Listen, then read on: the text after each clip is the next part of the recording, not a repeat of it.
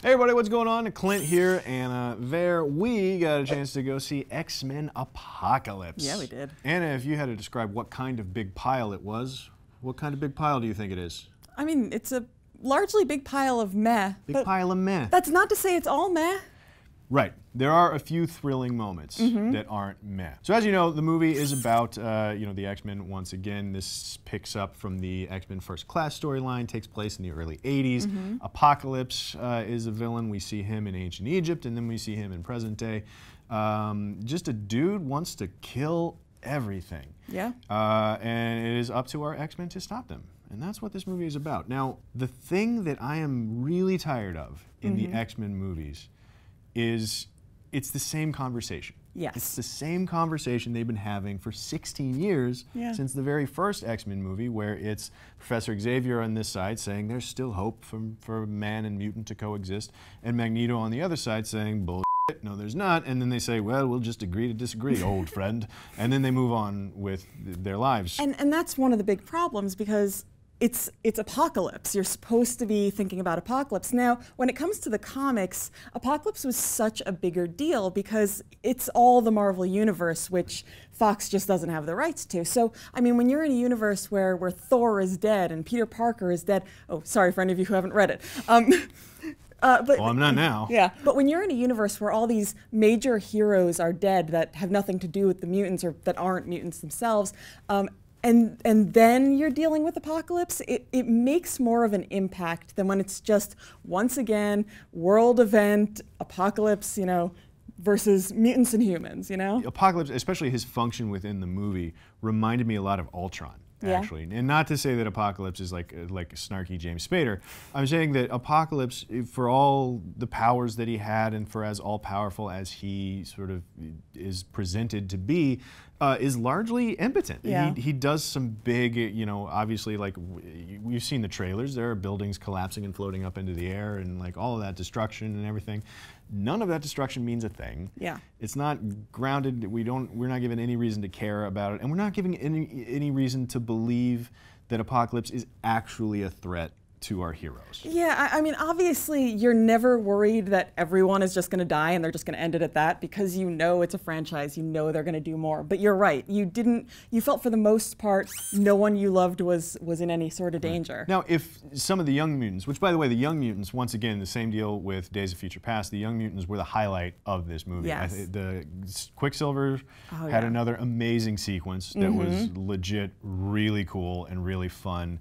Nightcrawler I really enjoyed. Cody McPhee as Nightcrawler was really good. And then Jean Grey and Scott Summers and Cyclops, they were pretty good. Yeah, I also liked the girl that played Storm. Yeah, she was very good. Yeah. And it's because of the stale sort of dialogue with the characters that we've been around for so long. It's these new guys that steal the show. Yeah. Because they're new, because they're interesting, because they don't necessarily have to be an offshoot of that same old tired conversation that Professor X and Magneto have been having. But that being said, if the movie had been focused on, say, Jean Grey, and like she gets her powers and she's questioning like, what's my purpose? Like, I don't understand why I'm even a mutant. Like, why are mutants a thing even? Like, what are we?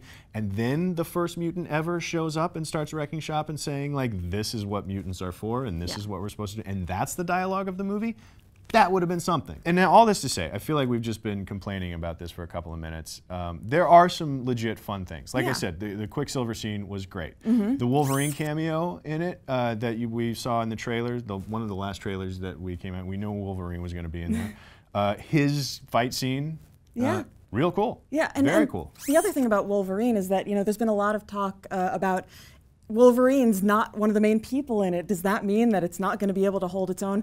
It has nothing to do with Wolverine, why the story isn't great. And if he had been a main part of it, it'd be exactly the same. Yeah. Another thing for those of you who are comic fans, I know a lot of people, you see Jubilee and you're like, oh yeah, Jubilee. You see Jubilee, you talk to Jubilee. Jubilee doesn't do anything. Jubilee goes to the movies. Jubilee goes to the movies.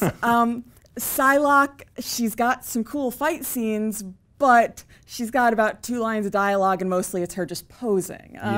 So it's one of those things where it's like, well, you sort of gave me some stuff, but I really wanted some more with that. And I will say too, the effects in the trailer look pretty empty. You know, they look pretty standard. It's standard, at this point we can say these VFX of the world exploding are pretty standard and boring.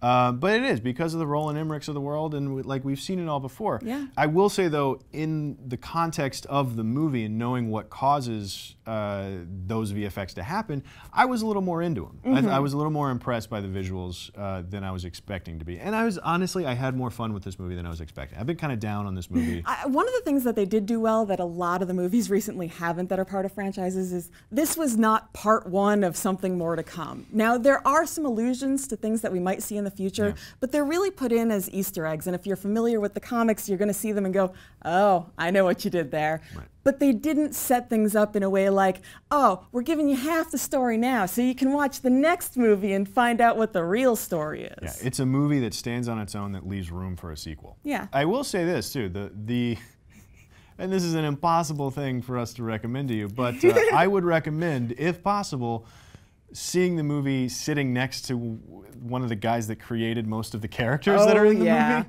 Yeah, I had the distinct pleasure of sitting right next to Len Wein. Now, for those of you who don't know who that is, we wouldn't have characters like Storm and Nightcrawler and Colossus and Wolverine. The dude edited the Watchmen comic. You know, he's an inventor of Swamp Thing. You know, he is a huge deal in the comics world, and watching him be so giddy at every moment of this movie, like the experience of watching it was so much better because of that. He was giggling through the entire movie. Yeah, so bring a giggle track with you. Exactly. Bring an old giggle track. Okay, guys, well, that's what we thought about X-Men Apocalypse. Let us know down in the comments below if you've seen it already, if you're planning on seeing it, you excited about it. Let us know all that good stuff down in the comments below. Click like and subscribe, and stick around Cinefix for more movie news right here in Cinefix Now. Yeah. There was a Metallica song, The Four Horsemen. Yeah? A little on the nose. What?